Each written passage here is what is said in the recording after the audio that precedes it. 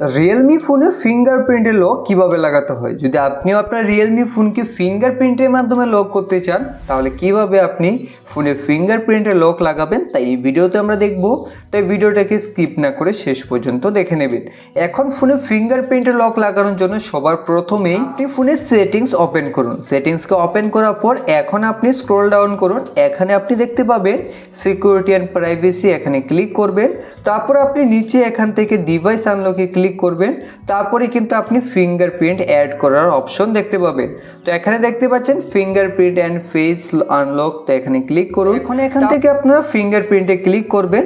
ফিঙ্গারপ্রিন্টে click করার পর এখন আপনার ফোনের স্ক্রিন লকে যে পাসওয়ার্ড রয়েছে সেই পাসওয়ার্ডটাকে এখানে দিয়ে দেবেন। দিয়ে দেওয়ার পর এখন কিন্তু আপনি এখান থেকে ফিঙ্গারপ্রিন্ট অ্যাড করতে পারবেন। তাই এখান থেকে অ্যাড নাওয়ে ক্লিক করবেন। অ্যাড নাওয়ে ক্লিক করে দেওয়ার পর এখন এইভাবে আপনি ফিঙ্গারপ্রিন্ট সেন্সরে আঙুল রেখে এইভাবে ফিঙ্গারপ্রিন্ট দেবেন। তো আপনার ফিঙ্গারপ্রিন্ট সেন্সর পেছনে বা আপনার ফোনের সাইডে পাওয়ার বাটনও থাকতে পারে, যেখানেই রয়েছে সেখানে আপনি ঠিক এইভাবে ফিঙ্গারপ্রিন্ট দেবেন।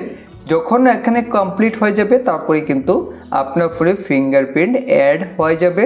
তো তার জন্য আপনাকে বারবার এইভাবে আঙুল রেখে ফিঙ্গারপ্রিন্ট দিতে হবে, যাতে এখানে আপনার ফিঙ্গারপ্রিন্ট দেওয়া কমপ্লিট হয়ে যায়। দেখতে পাচ্ছেন এখানে আমাদের ফিঙ্গারপ্রিন্ট দেওয়া কমপ্লিট হয়ে গেছে, এখানে সম্পূর্ণ দিয়ে দিয়েছি। তারপর এখান থেকে ডানে ক্লিক করে দিলেই এখন কিন্তু আমাদের ফোনে ফিঙ্গারপ্রিন্ট অ্যাড হয়ে যাবে।